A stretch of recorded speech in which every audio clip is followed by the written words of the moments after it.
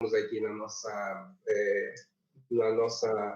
nosso evento aqui, em conjunto com a disciplina do Bacharelado de Ciências Biológicas da Universidade Católica de Salvador, a disciplina de herpetologia, e também com o projeto Herpetofauna do Litoral Norte da Bahia, que é um projeto sediado aqui na Universidade Católica, e em conjunto também, lógico, com alguns convidados de diversas regiões, né? Tivemos, a semana passada, o professor Fred França, da Universidade Federal da Paraíba. Hoje nós temos aqui o nosso caríssimo professor Márcio Frazão Chaves, né, que é professor da Universidade Federal de Campina Grande, né, do Centro de Educação e Saúde, Unidade Acadêmica de Biologia e Química, no Laboratório de Biologia dos Anuros, né, que a gente tem a felicidade de ter aqui hoje com a gente para poder ouvir sobre esses causos e histórias dos anuros da Caatinga, né, da região Nordeste. Essas palestras que nós estamos fazendo aqui, gente, elas também estão inseridas dentro da proposta do Plano Nacional para a Conservação da Herpetofauna Nordestina, né, da herpetofauna da região Nordeste, onde nós temos herpetólogos de todos os 9 estados do Nordeste, né, participando, né, já tivemos a participação de outras pessoas, então fiquem atentos às nossas redes sociais, porque teremos sempre mais uma ou outra apresentação, sempre nas segundas-feiras,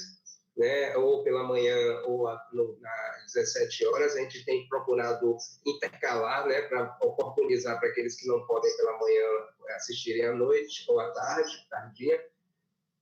E o objetivo é divulgar o trabalho da herpetologia que é feito na região Nordeste, né, e oportunizar para alunos de todas as regiões sobre a herpetologia, né, o que é que a gente tem feito, o que é possível, né, e, enfim, né, para que eles possam se integrar, né, a essa área do conhecimento e possam se juntar a nós no PAN, né, em qualquer um dos 9 estados da região Nordeste. Então, todos esses professores que a gente tem trazido aqui, eu tenho certeza que estão de braços abertos para acolher qualquer projeto que vocês todos queiram desenvolver em suas pesquisas, seja na graduação ou na pós-graduação, tá bom?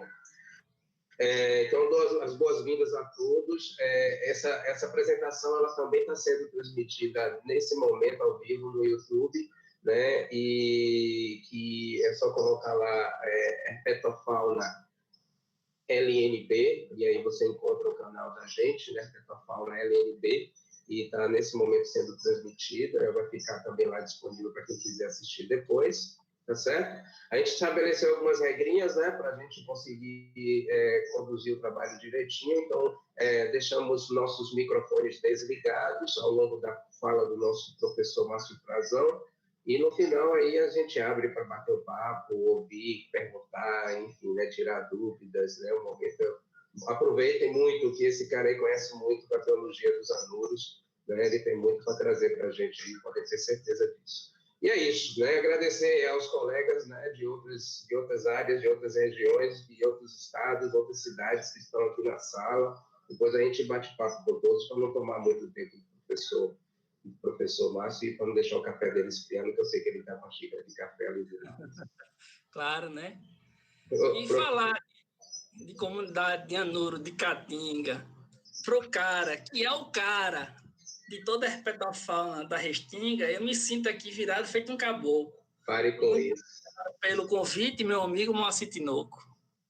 Aí, tá vendo?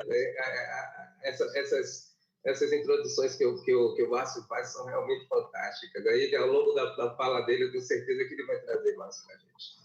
Meu amigo, o tempo é todo seu, a fala é sua. Fica à vontade aí, qualquer coisa, estou aqui. Tá ok. Muito obrigado, bom dia, gente, né? Eu estou aqui lembrando da conversa que eu tive com o Fred, acho que ontem, né? E eu perguntando, pô, Fred, como é essa história de apresentar o slide? E ele falando, a gente fica meio perdido porque só vê a nossa tela, não vê o rosto das pessoas, né? Então, estou aqui tentando me acostumar ainda a esse novo normal, né? Das distâncias, por motivos que fugiram do controle humano, né? Esse Covid veio para atrapalhar um pouco a nossa vida, mas a gente vai dar a volta por cima, né? Inclusive, esse convite está me afastando das chuvas no Curimataú paraibano, que eu queria muito estar em campo agora, né? Vendo toda essa composição da nossa neurofauna nessas áreas de Caatinga do Curimataú, que há 4 anos estavam reclusas, né, nos seus cantinhos, porque as chuvas não estavam tão abundantes nessas regiões, e eu estou perdendo esta oportunidade muito triste, né, que queria estar em campo fazendo coleta neste exato momento, né? Mas obrigado pelo convite mais uma vez. Bom dia a todos. Se ninguém estiver me escutando, chama atenção que eu volto e repito alguma fala, certo? Se precisar. Ok? Ok, Márcio, fique tranquilo, eu estou monitorando aqui no chat, aí se alguém tiver alguma dificuldade, eu te aviso. Ok, meu amigo, obrigado.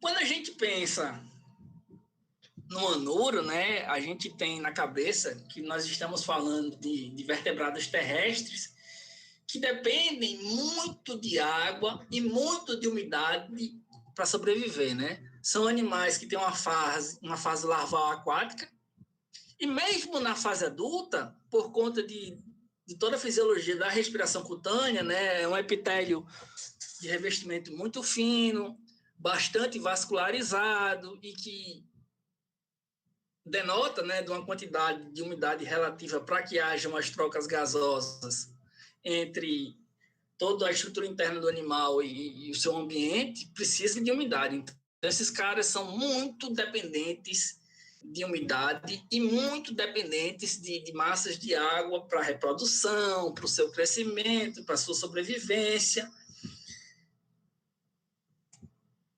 Opa, foi errado, certo? Então, a água ela tem grande importância para a composição e para a riqueza de comunidades de anfíbios, seja em escala local, seja em escala regional e seja em escala global, né?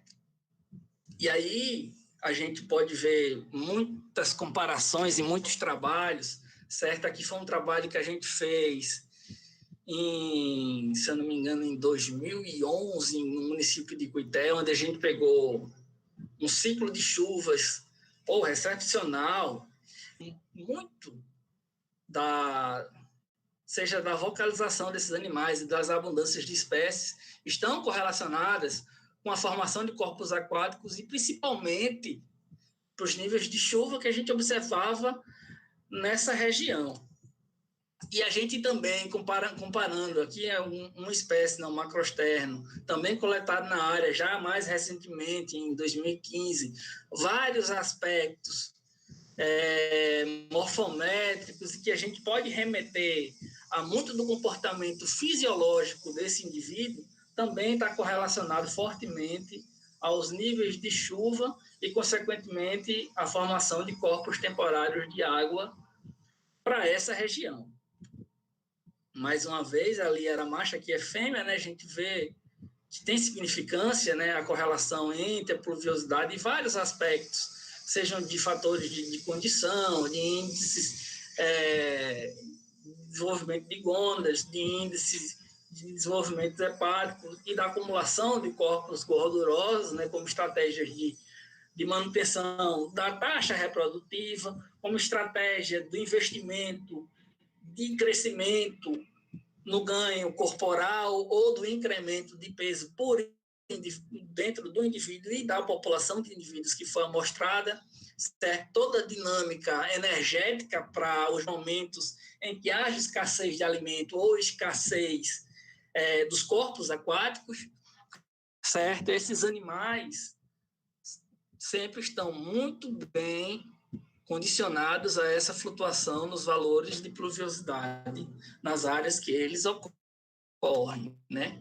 Mais uma vez, correlações fortíssimas, né, entre esses aspectos e as taxas de pluviosidade e temperatura, né, para machos e fêmeas. Então, a gente pode observar isso, né, essa forte influência de todo o regime pluviométrico da região, no caso, né, do Curimatau paraibano, o município de Cuité, a área do Horto Ecológico Olho d'Água da Bica, dentro dessa condição animal, certo? Dentro desta espécie, isso aqui foram trabalhos que eu desenvolvi no meu doutorado, ok?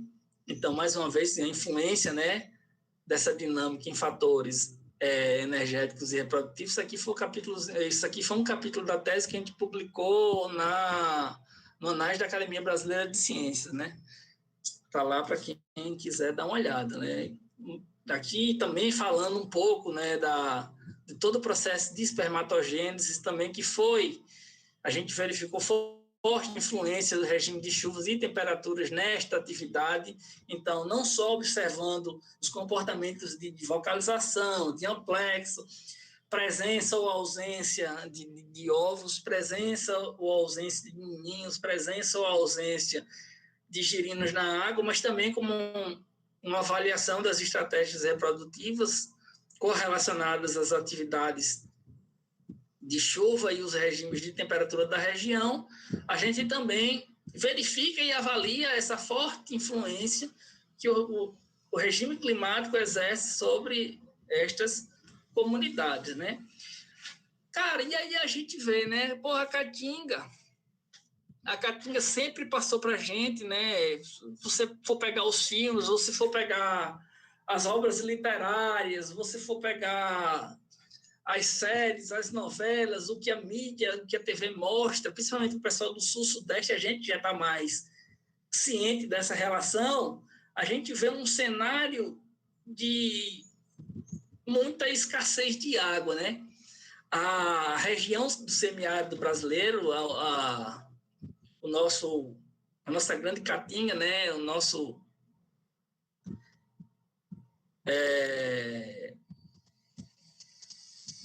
Enfim, as áreas de Caatinga do nosso Nordeste que vão do Piauí até o nortezinho de Minas Gerais, 900 mil quilômetros quadrados, 9% do território nacional,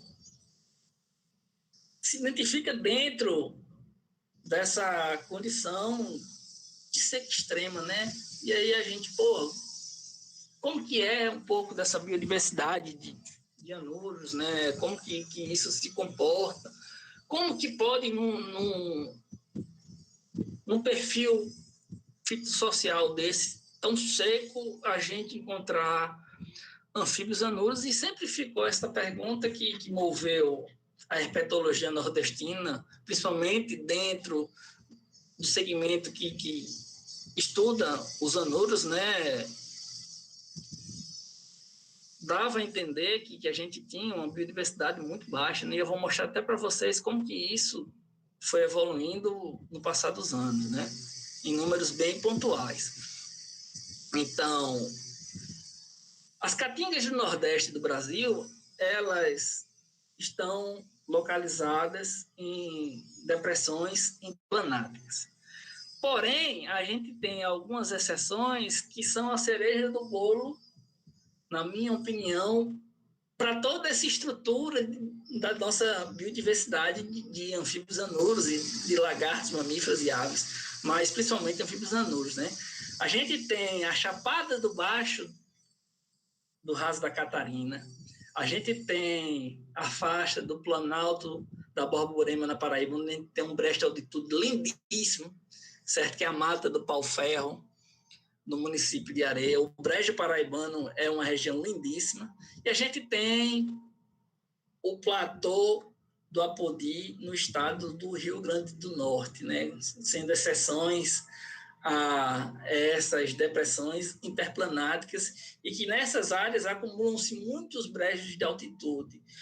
E é interessante que a vegetação de Caatinga a gente não encontra só nessas depressões, mas também a gente encontra dentro destes planaltos. E a gente pode observar, se nós fizermos, pegando aqui o estado da Paraíba como um exemplo, se eu pegar o carro e for de João Pessoa até Cajazeiras, chegando ali, já atravessando a fronteira com o Rio Grande do Norte, chegando na Chapada do Arari, a gente vai ver, do Araripe, perdão, A gente vai ver uma grande diferença de perfis de paisagem, né? Coisas áridas, secas, até matas mais densas e virtuosas, onde a gente percebe um maior acúmulo de água. E se você subir ali pela região do Brejo, principalmente pegando municípios como a Lagoa Nova, passando por Bananeiras e subindo para Areia, a gente percebe mesmo essas grandes policotomias de perfis de paisagem, né? Dando essa ideia de que essa condição homogênea de seca extrema não é bem verdade para as nossas caatingas. Aqui tem imagens lindíssimas da parte da Chapada da Diamantina, sou louco para conhecer essa região. Então, a gente tem toda a caatinga se estendendo por longos pediplanos ondulados, que foram expostos a partir de sedimentos que denotam do Cretáceo ou do Terciário, e esses pediplanos acabaram cobrindo todo o escudo brasileiro basal do pré-cambriano, certo? A gente tem, posteriormente isso, um grande processo de periplanação no Terciário superior e quaternário inferior, né, que formaram as guináceas, os granitos e os xistos, e alguns vestígios isolados de superfície mais jovem por toda a parte de Caatinga, né? E aí surgem os nossos Iselbergs, né? Quem conhece o município de Patos é um grande exemplo onde a gente pode observar essas grandes, são lindas, né? Formações que deram origem, principalmente às serras, às chapadas, em ordem de direção decrescente, né? Então, a gente teria, assim, mais ou menos um recorte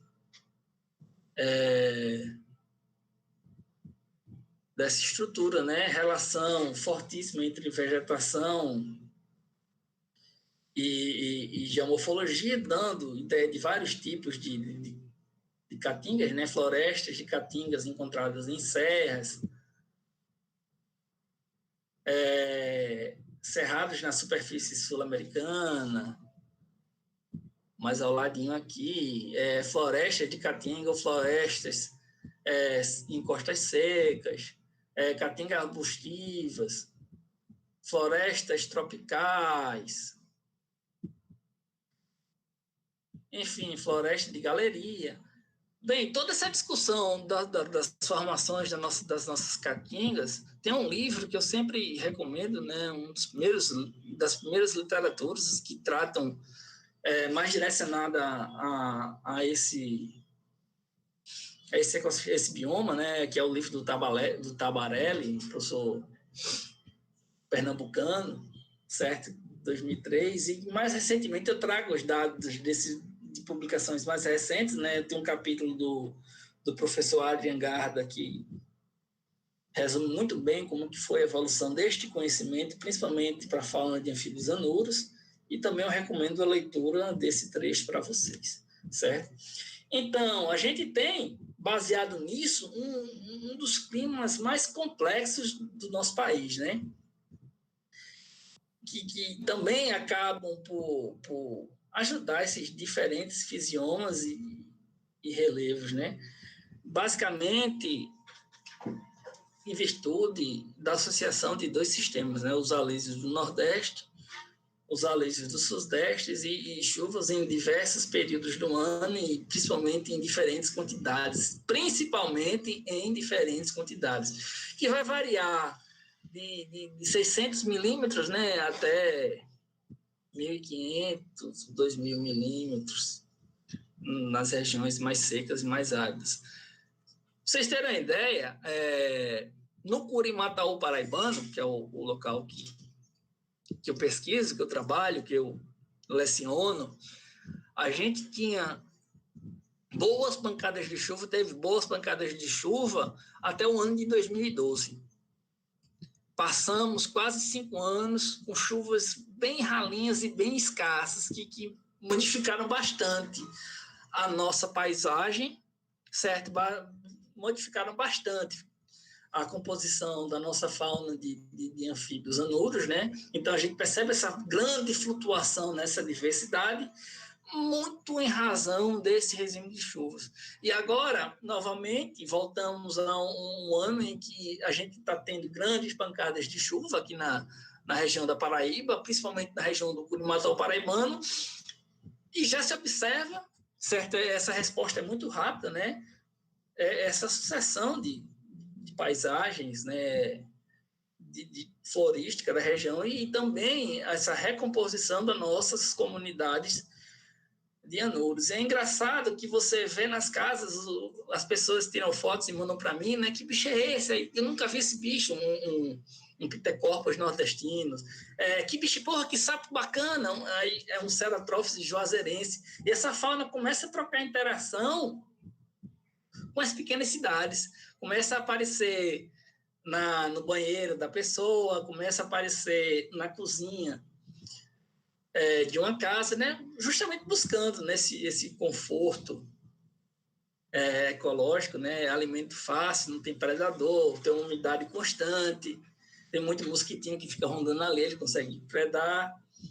E essa fauna começa a interagir mais fortemente com essas pequenas cidades, né? do interior, dos estados que compõem a Caatinga. E quando você pega as cidades que sofrem, né, com essa grande variação climática, e não dentro de um ano, mas sim dentro de 5, 6, 7 anos, é muito engraçado, né? Pô, o cara tem uma família que reside nessa área há mais de 50 anos e se estranha quando vê um Ptecorpus nordestino, estranha quando vê um Ceratópsis juazeirense, acostumado a ver só cururu o ano todo, né? Então, são espécies que se adequam mais a essa condição, né, de ausência de chuva, tem alimento fácil, come ração de cachorro, fica bonitinho dentro do pote d'água do cachorro, aproveitam das nossas cisternas, né, são áreas que tem muitas cisternas, e quando vê esses bichos mais bonitinhos e que são bem mais sazonais, se espantam. Justamente por conta deste recorte que toma conta do nosso imaginário, né? Um clima que varia bastante do superúmido até o semiárido, né? Com chuvas restritas a poucos meses do nosso ano, e muitas vezes por períodos de anos mais longos, né? A gente tem 2 anos bons de chuva e 5 anos de mais escassez. E aí eu não entendo porque o nosso ministro da Saúde fala que o nosso clima ele é parecido com o clima do hemisfério norte, né? Na região nordeste e norte. Então isso aqui não tem nada a ver com o que a gente vê lá para cima, né?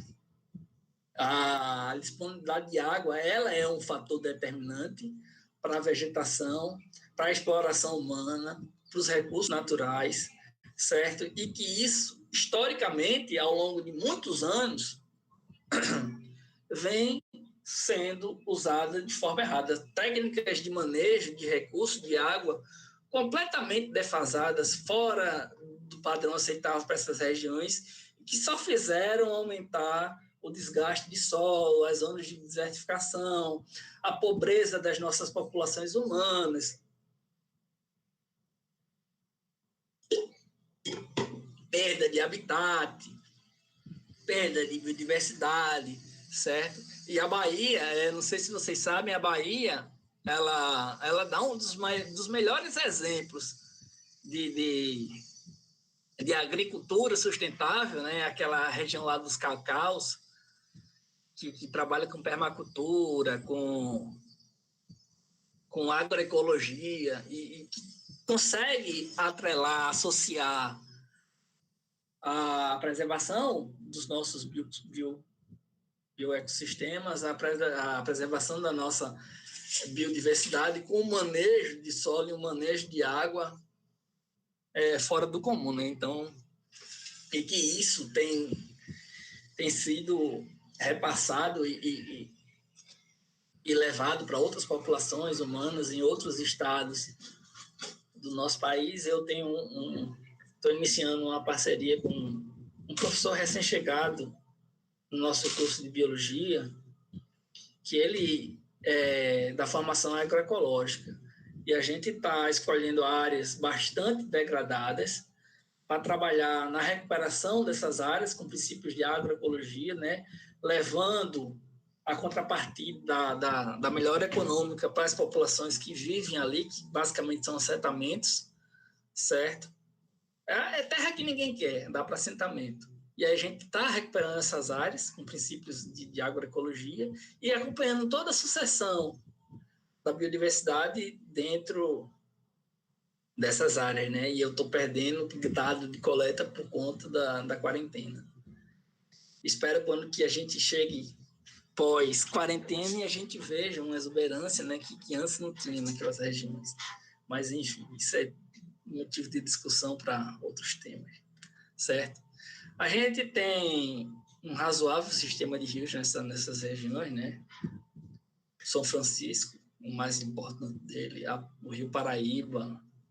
Eu tenho uma afinidade por conta de lembranças da infância, né, da literatura do José Lins do Rego. Meu pai cresceu na várzea do Rio Paraíba e cresceu perto do Engenho Corredor, e isso trouxe muita informação, né, na construção desse amor que eu tenho por essas áreas, certo, de Caatinga, né? Brinquei muito nas várzeas de rio, brinquei muito em cima de pé de umbu, cacei muita perereca quando era moleque, certo, muito calango.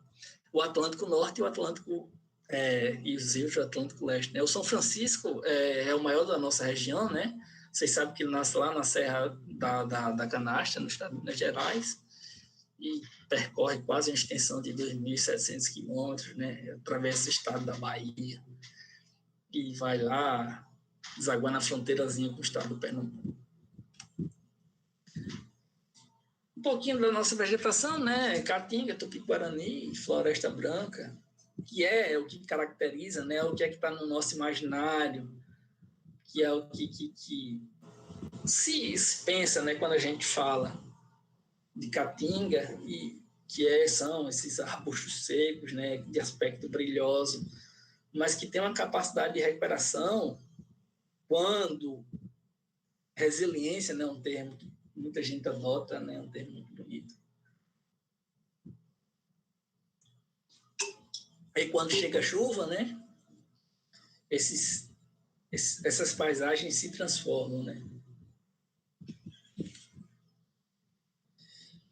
E aí tá, eu apresento para vocês um dos maiores desafios da ciência brasileira, né? O estudo da conservação da diversidade biológica das nossas áreas de Caatinga. Durante muito tempo, isso foi muito pouco explorado. De todos os biomas brasileiros, a Caatinga é o menos estudado, é o que tem menos áreas de conservação, certo? E é o que carece de uma atenção maior por parte dos nossos pesquisadores.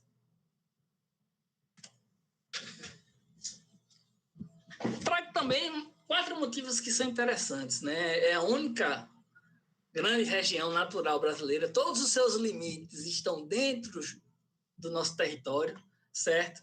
É a menos estudada, é a que tem menos a unidade de conservação, né? 2% do seu território. E se você for ver o Curimataú paraibano todo detonado, né, em extenso processo de desertificação. E está aqui uma das razões, né?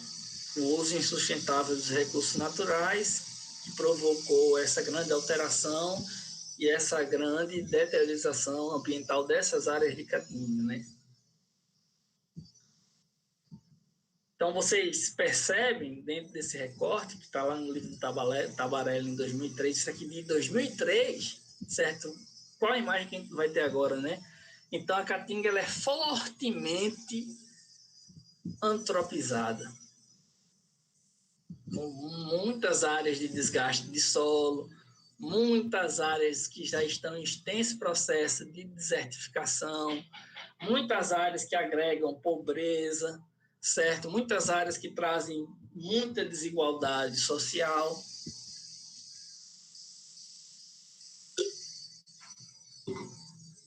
E que, na realidade, isso não é em decorrência da situação climática dessa região. Isso é muito mais em decorrência da exploração da pobreza, certo? De um péssimo manejo dos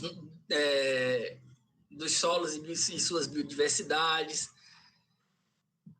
E que isso é um panorama que a gente tem condições, né, de reverter a médio e longo prazo com intensificação dos estudos,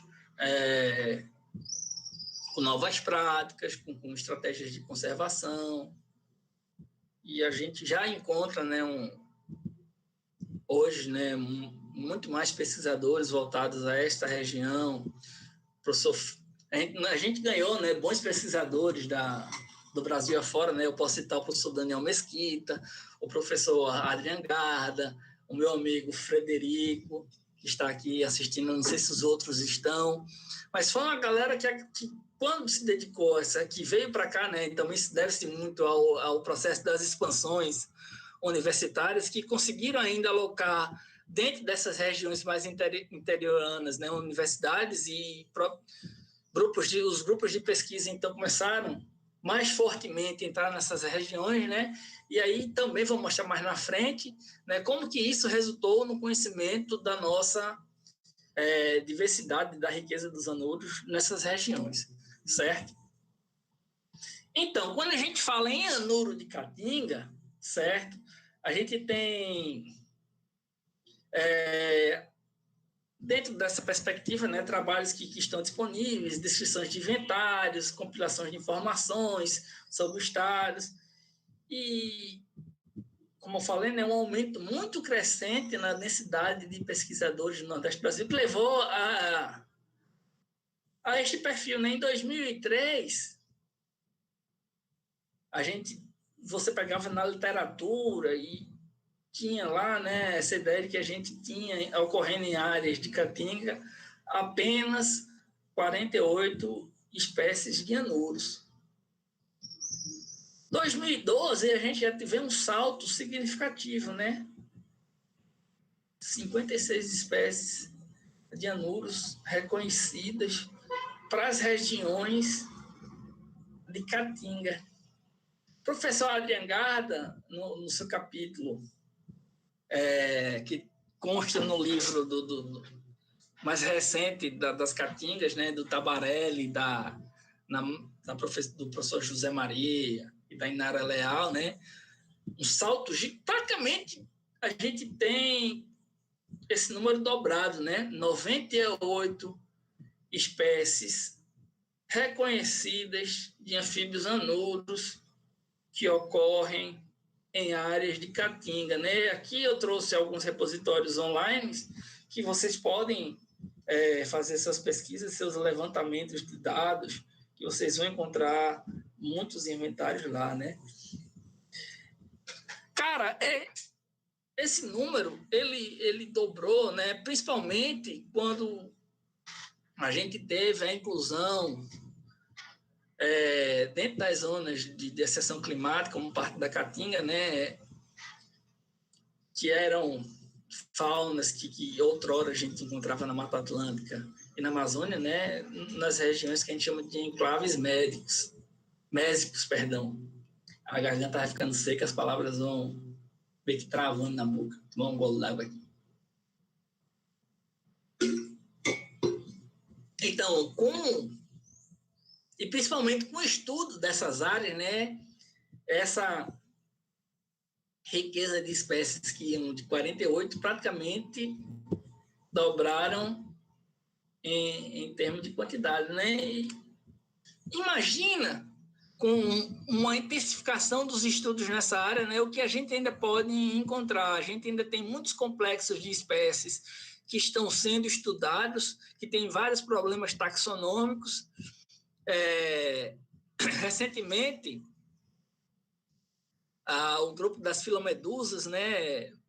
O grupo dos macrostérodos, aliás, dos leptodáctilos, passaram por revisões taxonômicas. Enfim, ainda temos alguns complexozinhos que estão em estudos, né? Os pseudopalodícolas. E aí tem muito material para quem quer se dedicar a essas questões de taxonomia para resolver estes problemas, certo? Professor Daniel Mesquita, meu querido amigo Danielzinho, ele, durante esta quarentena, junto com o professor Adrian Garda, eles desenvolveram, certo, um site de herpetofauna da Caatinga, site muito bacana, certo? Eu não sei se ele já disponibilizou para a galera, mas eu estou trazendo isso para vocês. Pedi autorização para ele ontem, ele não me respondeu, mas ele viu, certo? Então, aqui vocês podem entrar nesta página e vocês vão ver lagartos, serpentes, anuros. Aqui eu dei um print na tela dos anuros, certo? Está aqui o endereço para quem quiser. Um site rico em imagens, certo? E eles falam de espécies que só ocorrem em Caatinga, certo? 2 espécies de Caatinga que estão encontradas nas listas da IUCN. Então, deem uma olhada nesse material, viajem por ele, é um material muito bom, muito rico. As espécies de anuros que ele disponibiliza lá, com registro de canto, perdão, suas áreas de ocorrência, onde foram coletadas. Então, é um material muito rico, né? Dentro desse panorama, das 98 espécies que a gente encontra hoje, que estão descritas hoje para as áreas de Caatinga, a gente tem isso distribuído basicamente em 12 famílias. Ilídeos e leptodactilídeos são as mais representativas, né? Com 66 espécies, tomam conta quase que de 67% dessa diversidade. E olha só que número interessante, né? Nós temos 20 espécies que são endêmicas de áreas de Caatinga. Dessas 20, 14 estão restritas a enclaves mésicos.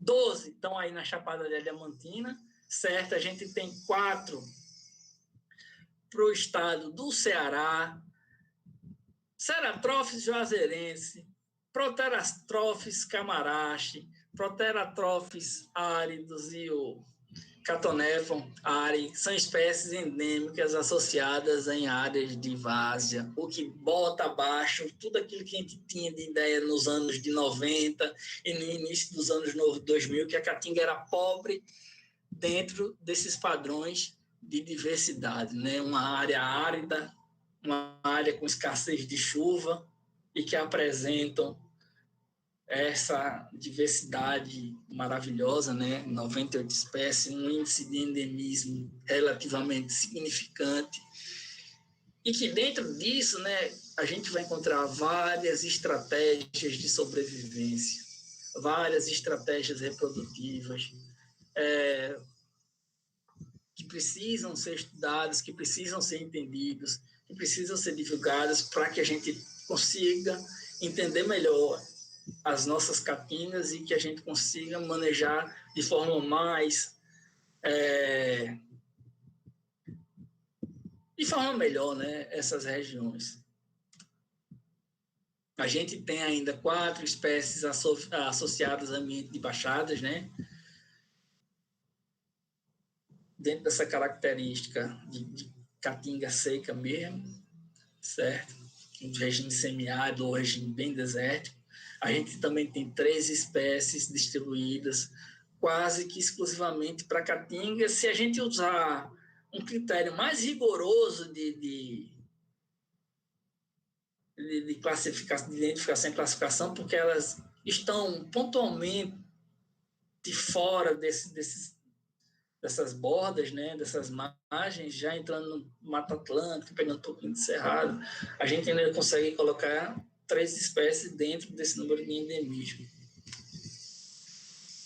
Aí fica claro que dentro de toda essa dinâmica climática da região, fica claro que essa distribuição completamente assimétrica de chuvas na região, a gente nunca vai ter uma distribuição espacial homogênea para as espécies de anuros que ocorrem nas áreas de caatinga e, principalmente, certo, a gente não vai ter uma distribuição temporal homogênea para as espécies que ocorrem nessas áreas, certo? Isso dentro da história de vida de cada grupo, de cada espécie, de cada população de anuros, né? A gente vai ter estratégias distintas, estratégias diferentes que implicam nessa distribuição temporal e nessa distribuição espacial, né? O ato da estivação é um exemplo disso, né? A sincronia com as atividades reprodutivas que interferem diretamente nas manchas populacionais de indivíduos dentro das suas áreas de ocorrência. Tudo isso, e vocês vão perceber, né? Influenciado pelos regimes de chuva da região, certo? As ocorrências em diferentes locais para o mesmo regime pluviométrico, certo? Nunca vai apresentar este perfil de distribuição espacial e temporal de forma homogênea, certo? Então, vários trabalhos, né, trazem essa característica dessa dinâmica populacional desses indivíduos, dessas populações dentro das várias áreas de ocorrência, né, desses animais ao longo dos regimes de chuva que a gente encontra nas áreas de caatinga, né? Isso aqui foi um trabalho que eu participei com o meu colega Marco Freitas, né? O professor Geraldo Jorge também faz parte, onde a gente levantou essa biodiversidade de anuros em 3 brejos de altitude que se encontram dentro de uma mesma faixa geográfica no estado do Pernambuco, e a gente percebe isso, né? Essa distribuição bem assimétrica de espécies para esses 3 brejos de altitude. E, principalmente, certo, esta distribuição não homogênea ao longo de vários meses do ano que a gente dedicou de esforço de coleta para essa espécie. Esse trabalho foi um capítulo da tese do meu amigo Marco Freitas. Isso aqui é um trabalho que a gente desenvolveu lá em Cuité, que também mostra isso, né? Dentro de lagoas antrópicas, a distribuição bastante assimétrica desses indivíduos durante os meses de amostragem, né? E principalmente durante as várias lagoas que a gente amostrou dentro da região, né? De ocorrência ou ausência desses bichos, certo? E o entendimento, o esforço dessas estratégias para que a gente consiga entender melhor toda essa dinâmica populacional de anuros em áreas de caatinga são desafios que estão lançados, né, para que a gente consiga prover estratégias de conservação desses animais, né? Processos que estão bastante avançados de degradação do ambiente, deflorestamento, carvoaria, o sisal, as monoculturas, as atividades de monoculturas na região, tudo isso promoveu um extenso processo de desertificação dessas áreas e que, com toda certeza, interferem, né, nessa biodiversidade, né, nessa perda da biodiversidade. Então, as mudanças climáticas também estão interferindo, né, estão atuando sobre essas populações. Precisamos ainda de mais áreas de proteção ambiental. As poucas áreas são insuficientes, certo? Por incrível que pareça, as espécies que têm algum grau de ameaça são aquelas que estão situadas nas florestas mésicas, né? são, dentre todas as da Caatinga, são aquelas que apresentam as melhores condições climáticas, né? E isso por conta da bendita agricultura e agora pela pressão do turismo. A gente tem 24 espécies de anuros que estão em áreas de vegetação de Caatinga, localizadas nas baixadas, né? Não estão contempladas em áreas de proteção. E se a gente for pensar nessas benditas mudanças globais climáticas, não é difícil a gente mensurar, mesmo que de forma intuitiva, que por conta de todas as condições fisiológicas dos anfíbios que eu falei lá no iniciozinho, certo? Os anuros que ocorrem, os anfíbios que ocorrem em áreas mais quentes e secas, vão se encontrar ainda mais vulneráveis, no estado mais vulnerável do que comparando com anfíbios anuros de outros biomas. Então, são algumas questões que a gente pode levar em consideração para a conservação desses organismos dentro das áreas de Caatinga. Gente, eu tentei compilar para vocês muita informação do que a gente vem lendo, do que a gente vem aplicando ao longo de quase 10 anos de estudo desses animais, certo? Queria agradecer muito ao convite do meu amigo Moacir Tinoco, queria agradecer muito as parcerias que eu montei ao longo dessa minha vida profissional, professor Daniel Mesquita, professor Arna Garda, professor Moacir Tinoco, professor Geraldo Jorge e tantos outros amigos, Stefan Abrantes, professor meu amigo Marco Freitas, né, que me aceitaram dentro dessa caminhada e que me ajudam a contribuir um pouco de conhecimento para a nossa herpetofauna de áreas de Caatinga. Então, está aqui o meu muito obrigado. Agora eu vou ver o rosto de vocês, né? E vamos conversar um pouquinho. Obrigado, meu amigo. E aí, como é que vai? Foi tranquilo? Foi massa. Espero que vocês tenham gostado. Gostamos, sim. Se você quiser encerrar a apresentação, você clica ali no parar, né? Pronto. Foi, né? Já foi. Muito obrigado. Foi muito bacana, muito rico, né? É o que eu esperava mesmo, eu não esperava nada diferente disso. Aliás, o pessoal que está participando desses nossos bate-papos, eles têm sido muito privilegiados com essa cobertura que o pessoal tem feito sobre as temáticas que a gente está propondo, né?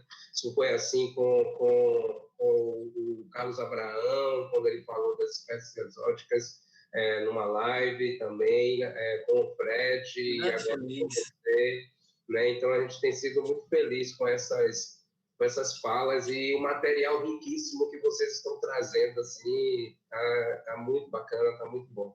Bom, abrir para as perguntas, para as dúvidas, né? Eu estou aqui monitorando o chat e estou monitorando também o YouTube. Aí, quem tiver perguntas no YouTube ou aqui no Meet, é só falar que a gente está aqui para isso. Agradecer a presença de algumas pessoas, além de todos, né, que vieram prestigiar aqui no Meet, o pessoal que está no YouTube também, né? Agradecer a professora Edmilza, agradecer ao nosso cara Iberê, que está sempre colado com a gente lá no YouTube, enfim, né? Todo mundo tem algumas pessoas que eu ainda não percebi a presença, mas sintam-se todos abraçados aí virtualmente. É isso. Então deu certo no YouTube.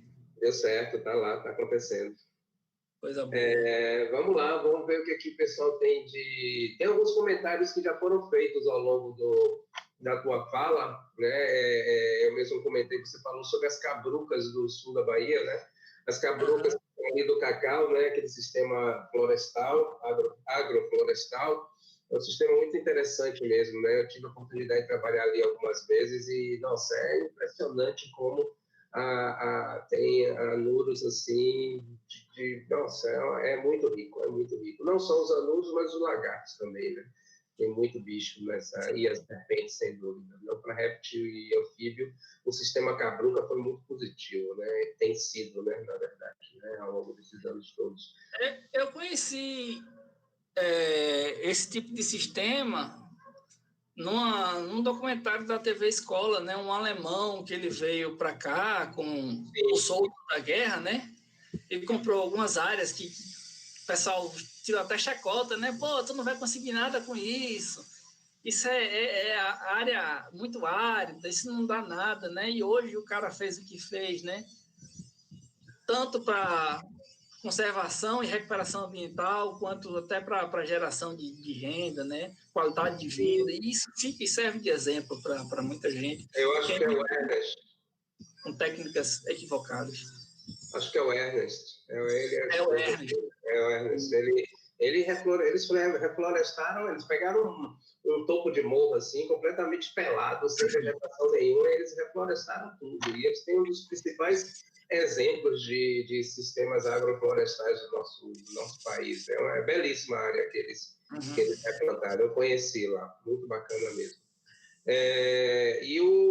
Tem também o comentário do Rodrigo Tinoco, né? Ele fala que tem muito pouca coisa eu vou fazer essa provocação aí para os dois, né?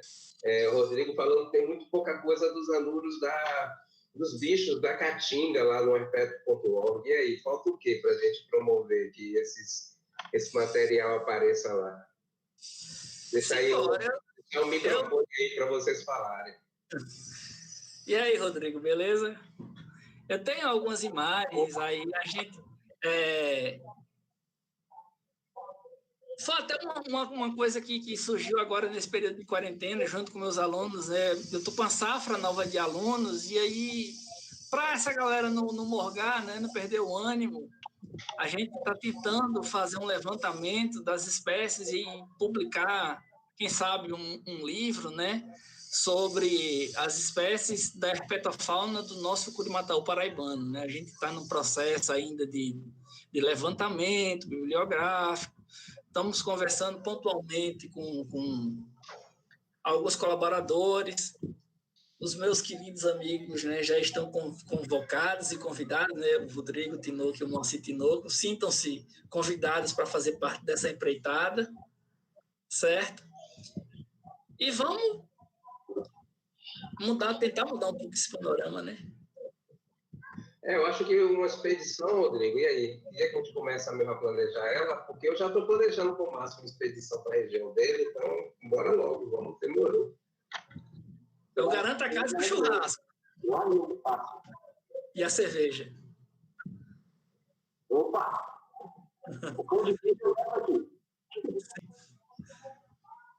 Maravilha, maravilha. E aí, pessoal, uma questão que vocês queiram trazer?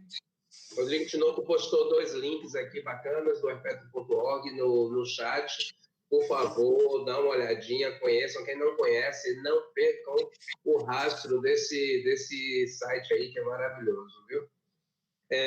José Augusto fez um comentário aqui, algumas perguntas. Né? Houve um crescente estudo focado nessa diversidade de anuros na região da Caatinga, aumentando claramente sua biodiversidade, inclusive em endemismo. Além do interesse econômico, existe algo que impede o crescimento de áreas protegidas, vendo que é uma região extensa e apenas 2 não conseguem abraçar toda essa diversidade endêmica? Como a comunidade acadêmica pode vir apertar os órgãos nesse sentido? A pergunta do José Augusto. Cara, notadamente, boa parte dessas áreas de Caatinga estão na mão de grandes fazendeiros, certo? E são áreas bastante degradadas, áreas com uma aridez absurda, e que isso acaba gerando, acredito eu, isso é uma opinião minha, né? Certa parte de descontentamento sobre órgãos públicos que seriam capazes, né, de cuidar dessas regiões, dessas áreas. A gente tem um exemplo lá no município de Cuité de que quando a Universidade Federal de Campina Grande abriu um campus lá, em frente ao campus, a prefeitura doou 70 hectares, certo? De uma região para que a universidade construísse ali sua residência universitária, mas que isso era uma área de nascente, né? Também houve então uma preocupação por parte, na época dos gestores mais antigos da universidade, de se criar ali um horto ecológico, uma área de conservação. Hoje eu sou gestor dessa área, certo? E eu posso dizer que é muita dificuldade legal, é muita dificuldade de gestão, certo? Semana passada eu recebi uma ligação, um professor puto da vida, porque arrancaram umas samambaias que ele estava estudando, uma árvore tombou, a prefeitura do município desceu e com a motosserra limpou tudo. Quer dizer, é complicado. Mas eu acredito que isso seja a razão, né? Tem muita coisa na mão de muita área na mão de poucas pessoas. E que acaba... Bacana. Bacana. Desculpa, interrompi você. Não, pode falar. Então, eu acho uma pergunta muito bacana essa pergunta que o José me traz, porque é uma coisa assim que aí eu vou falar enquanto profissional dessa área, né, dessa área de meio ambiente, né, quem lida diretamente com a biodiversidade, e dizer que eu penso assim, José, eu acho que tem sido feito muita coisa, né? A academia tem estudado muito, né? As universidades, todas as universidades dos 9 estados, principalmente aqui na Bahia, nem tanto, para lhe ser muito sincero. Aqui na Bahia nós temos a Universidade de Feira de Santana, que tem muito trabalho no semiárido, né? E a Universidade do Vale do São Francisco, né, que não está exatamente na Bahia, né, mas trabalha muito, tem muito trabalho no semiárido. Mas todos os outros estados, todas as universidades trabalham muito no semiárido, muito, nos 9 estados. Então, é um volume de informação muito grande sendo produzida. Agora, uma coisa é o papel da universidade, que é produzir conhecimento. Né? Outra coisa é o papel dos órgãos públicos, né? E outra coisa é o papel do profissional da biologia. Aí eu vou tocar num ponto que é um ponto extremamente polêmico, né? E é um ponto que eu toco desde que eu me formei, né? E eu deixo a dica aí, a reflexão para os alunos da biologia. Qual é a área que os alunos mais trabalham na biologia? Né? Os alunos trabalham na consultoria ambiental, né? O biólogo trabalha na consultoria ambiental. O Rodrigo conhece bem essa área, né? Outras pessoas, não sei se Márcio conhece bem essa área, outras pessoas aqui nessa nossa conversa, nesse nosso bate-papo também conhecem bem. Mas, assim, o biólogo que está no campo, ele também tem responsabilidade sobre isso. Né? Então, por exemplo, hoje eu sou o responsável técnico de uma grande reserva legal de uma empresa de mineração no semiárido da Bahia. Nós publicamos agora recentemente um artigo da herpetofauna dessa área. Né? Então, o André Leite, que trabalha com a gente, ele publicou esse artigo decorrente de um trabalho de consultoria ambiental. Né? Então, enquanto o biólogo pensar que consultoria ambiental só presta para ganhar dinheiro, fica difícil a gente ficar cobrando do órgão público e da academia a responsabilidade. Né? Então, assim, a gente tem que primeiro também nos cobrar a responsabilidade. Veja o trabalho que, por exemplo, não estou falando isso aqui na frente dele e falo também sem estar na frente dele, o trabalho que o Rodrigo faz. Né? O Rodrigo ele faz um trabalho que muito é em decorrência do trabalho dele de consultoria também, ou seja, ele dá uma contribuição para a ciência. Né? Então, a gente não pode ver a consultoria apenas como uma forma de ganhar dinheiro. E o comportamento que a gente vê, de uma maneira muito grande, eu digo aqui pelo que eu vejo na Bahia, eu não sei em outros estados, em Minas, em Goiás, enfim, Tocantins, ou Pernambuco, ou Paraíba, eu não sei como funciona nesses outros estados. Mas aqui na Bahia, o que eu vejo é nenhum comprometimento do biólogo consultor ambiental com a produção de conhecimento e com a proteção da biodiversidade. O biólogo trabalhando na consultoria ambiental, ele só quer ganhar dinheiro. Ele não faz absolutamente nada para proteger a biodiversidade. Né? Então, assim, e eu não me incluo nesse grupo. Né? Eu me coloco numa posição em que eu falo com muita tranquilidade que eu não me incluo nesse grupo. Né? Eu tenho feito com que todos os trabalhos de consultoria ambiental que eu tenho participado nos meus quase 30 anos de vida profissional, eu tenho feito com que desse trabalho da consultoria ambiental saia a produção científica, por mais que seja uma produção científica rasa, Por mais que seja relatar uma nota científica sobre a predação de um anfíbio por uma serpente, ou a predação, ou o nascimento de ovos de não sei o quê. O fato é que eu acho que esse debate, José, que você traz, ele é muito bom, e vocês, alunos, hoje na academia, alunos de graduação psicológica, vocês precisam falar sobre isso. A gente precisa parar de apontar o dedo para longe, a gente tem que apontar o dedo para a gente. Nós, biólogos, temos muita responsabilidade e a gente precisa assumir a nossa responsabilidade. Né? Então, para de apontar o dedo para as empresas, para de apontar o dedo para o governo, para a academia, para o gestor público. Aponta o dedo para a gente enquanto biólogo. O que é que a gente está fazendo? Qual é a contribuição que a gente está dando? Né? Isso é importante, isso é importantíssimo, a gente tem que cuidar disso. Né? Então, esse comentário que eu queria deixar aí, não sei o que Márcio pensa, os demais aí, o Rodrigo pensa também. O Rodrigo trabalha bastante na consultoria, né, Rodrigo? Não, perfeito. O que você falou, eu assino embaixo. Aqui na Paraíba também eu desconheço o pessoal que trabalha com consultoria, que ele tem produzido. A produção, basicamente, de conhecimento está dentro das universidades, né?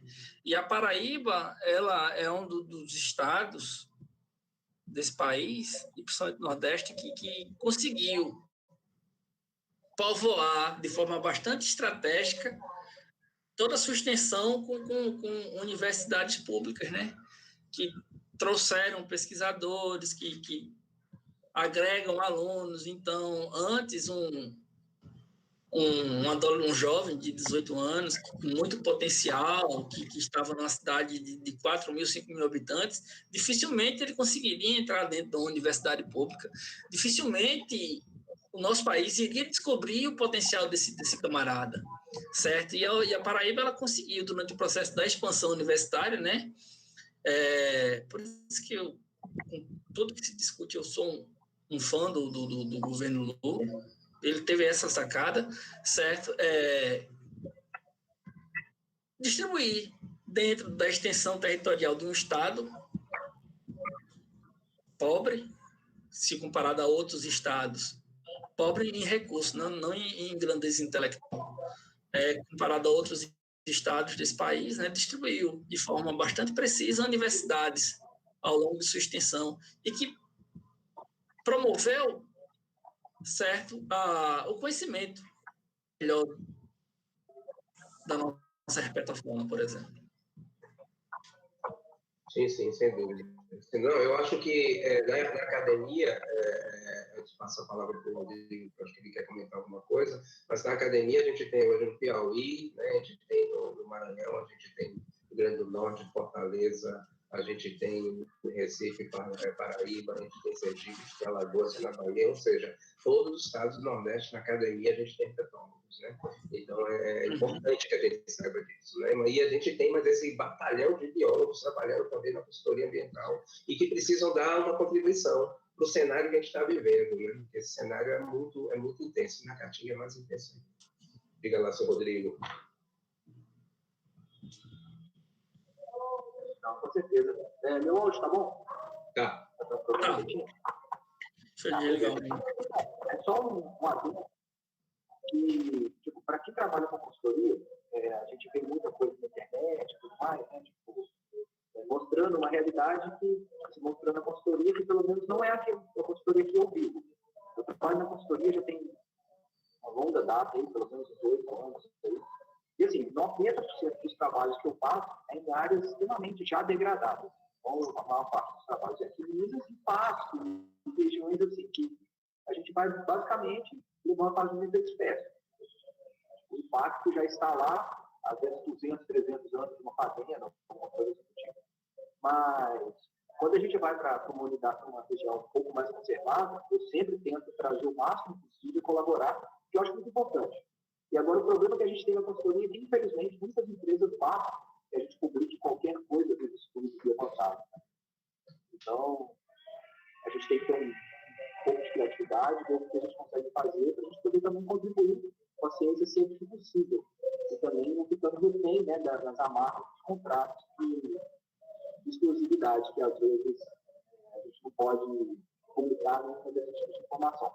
Agora, sempre é possível conversar com a empresa e ver se a gente não consegue propor uma lista, nem que seja, a gente não cite o empreendimento, a gente coloca, por exemplo, a filhos da bacia do ambiental, precisa visitar, às vezes, do município, porque, poxa, quantas vezes a gente não vai fazer um trabalho e não acha nada de revisão científica, bicho, na bibliografia? É bem comum isso acontecer, principalmente no norte do Brasil, na Amazônia, a gente chega no riacho, em Garapé, ali, não tem nada. Então, assim, eu acho que é muito importante para quem quer trabalhar com consultoria ter essa visão também de estar tudo ligado, gente. O consultor precisa de informação e a gente tem acesso a lugares que a universidade jamais vai ter acesso. Então, assim, é importante, principalmente, esqueci de comentar, galera que tem consultoria, gente, coleta. É muito importante coletar e depositar esse material, que às vezes vai ser os últimos bichos que vão sobrar para a gente poder estudar daqui a 50, 60 anos. Acho que era basicamente isso aí. Sim, perfeito. Não, eu concordo com você que na verdade, a gente tem realmente essa limitação muitas vezes, né?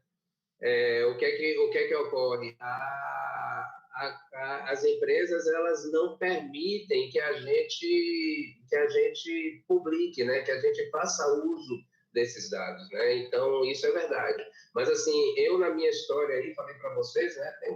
Já tenho um pouquinho mais de 25 anos de vida de consultoria ambiental, desde que eu me formei. Então, assim, já me deparei muito com isso, né? Mas a conversa, como você disse, Rodrigo, que eu penso, a conversa, ela muda isso, né? Então, hoje não tem nenhuma empresa onde eu seja consultor. Existem algumas que eu já sou consultor há muito tempo, há muitos anos, né?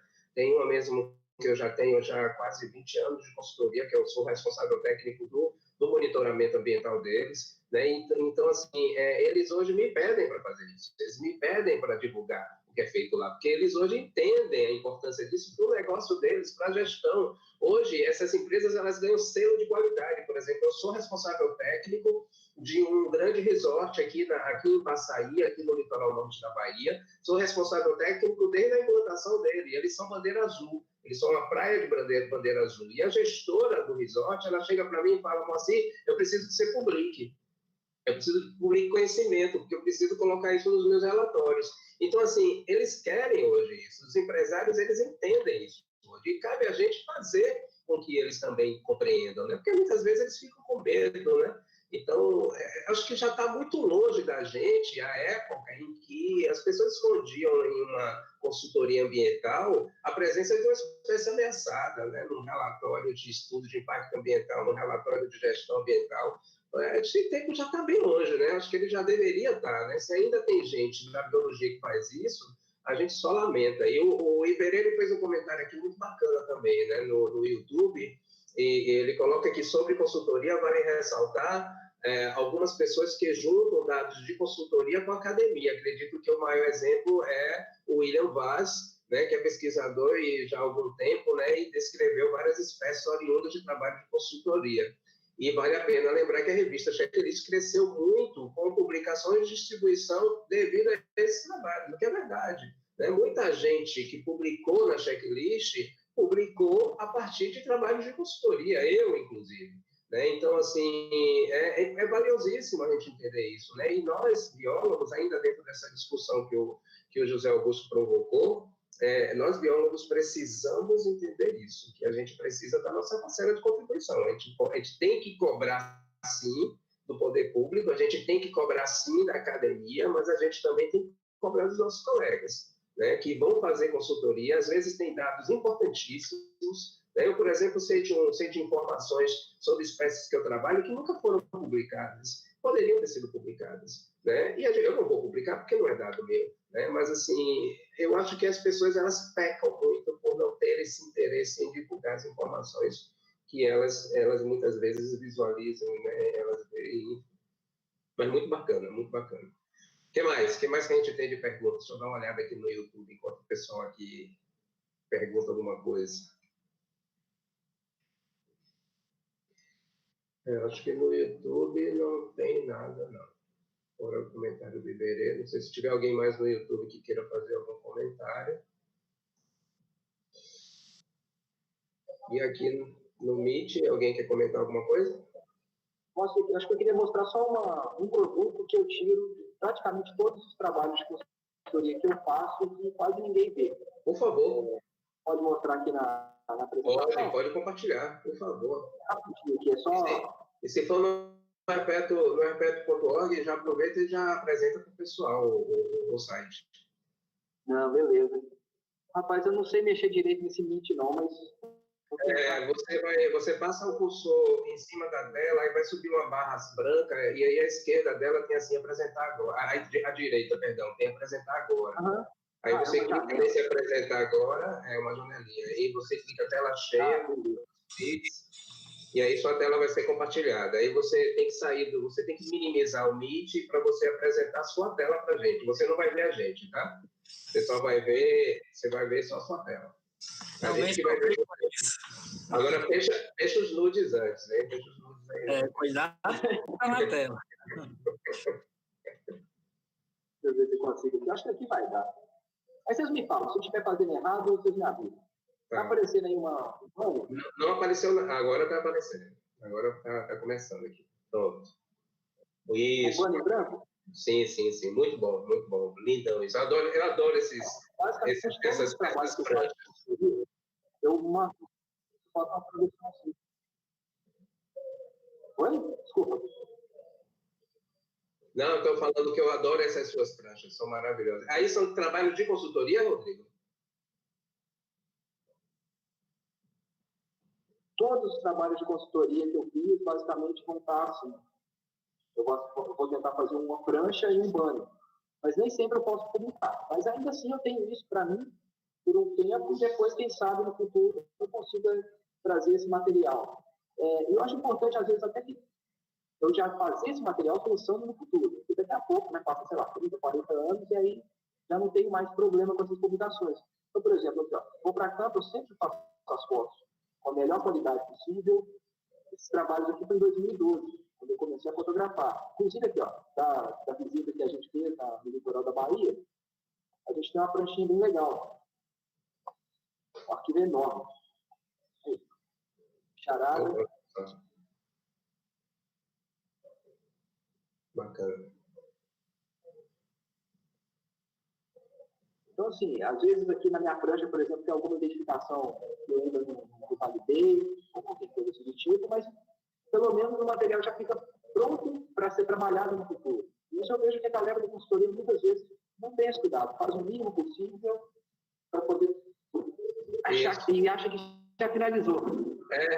E uma coisa que é interessante nisso que você está falando, Rodrigo, pô, no YouTube lá eu vi a presença do Magno Travassos, que ele também faz muita consultoria, né? E é um cara que eu sei que ele tem um clique que ele tem as fotos dele, né? Ele compartilha as fotos dele nesse site de compartilhamento de imagens, né? Então é outra maneira, é outra questão que eu acho que nós biólogos precisamos contribuir com isso, né? Nós precisamos fotografar os bichos, né? Não só fazer o monitoramento, mas fotografar, né? Dentro do que é possível. Eu sei que existem empresas que elas proíbem você, inclusive, de fotografar, proíbem, às vezes, de você entrar com câmera fotográfica e celular na planta delas, né? Mas, assim, o que for possível fazer, sempre vou fazer. E, por último, nesse bate-papo nosso, eu vou falar do que a gente também tem feito no Nordeste, que é o PAN, né? O PAN da Herpetofauna do Nordeste, a gente tem feito um trabalho justamente procurando ampliar o conhecimento das espécies, né? E ainda dentro da pergunta do José, o esforço também tem sido, pessoal, a gente constituir unidade de conservação. Então, como o Márcio falou, são muitas empresas, muitas terras privadas, né? E essas terras privadas, elas podem se tornar RPPN. Se a gente mostra para o dono da terra a vantagem de ter um RPPN, ele vai lá e vai fazer RPPN. Né? Então, assim, ele vai ter isenção de impostos rurais, muitas vezes, né? Então ele vai ter benefícios, né? Então, a gente incentivar essas pessoas a constituir um RPPN. A gente está fazendo isso agora aqui no litoral norte da Bahia, com mais uma área, né? Então, isso é importante, que a gente incentive as pessoas a criar RPPNs também. Aqui na Paraíba, a gente tem 2 modelos que deram super certo, né? A Fazenda Almas e o Parque da Serra da Pedra da Boca. São modelos que deram super certo nessa perspectiva. Sim, e são unidades de conservação? São RPPNs? Sim, RPPN. Ah, bacana, muito bom, muito bom. Beleza. Bom, eu acho que a gente não tem mais nenhuma questão, ninguém trouxe mais nenhuma questão, não. Eu acho que o pessoal está satisfeito aí com o nosso bate-papo. No YouTube também eu não tenho nenhuma questão mais.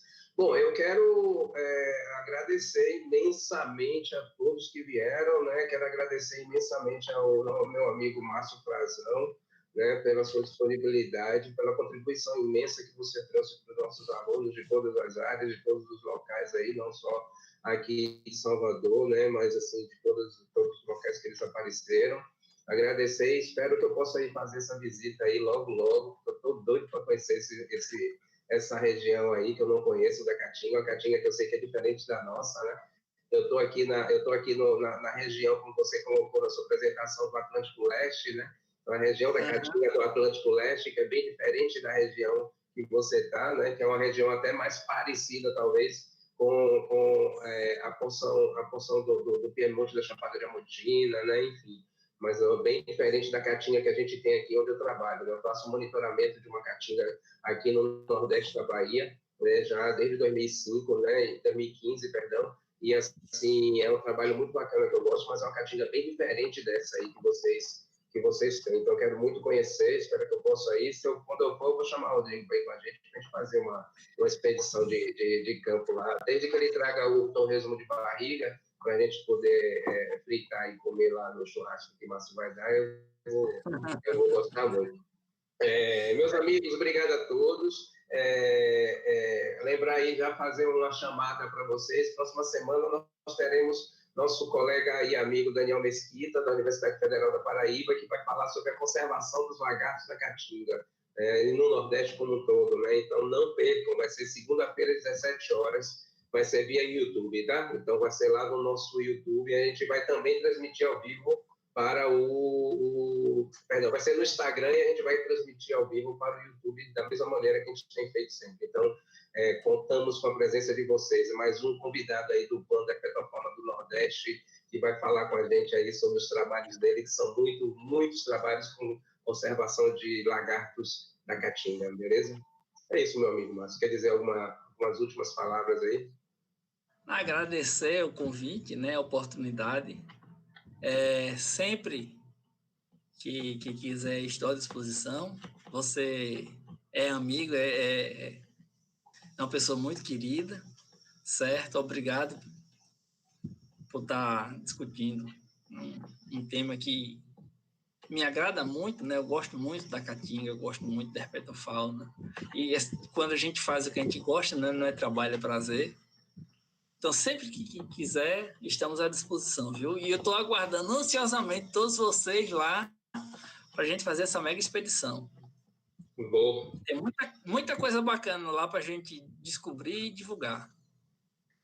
Eu tenho 2 alunos que estão precisando ir fazer umas lâminas aí com você. Quando eles forem, eu vou dar carona para eles. Aí eu vou dizer para eles que vou dar carona para ajustar só para dar uma justificativa para poder ir. Pode mandar. As portas estão abertas. Beleza, valeu, meu amigo. Obrigado. Rodrigo, obrigado aí pela presença também, pela contribuição que você deu, né? Sempre bom ter você aqui com a gente, tá? E apareça nas próximas aí. E obrigado a todos que vieram, o pessoal da disciplina também, né? Mais uma vez, vocês têm sido excepcionais, participando de todas as aulas, 100% de frequência, né? Estou muito feliz com isso e participando das lives também. Né? Espero que vocês estejam gostando. E os convidados que vieram também externos, muito obrigado aí pela presença de vocês todos. Né? E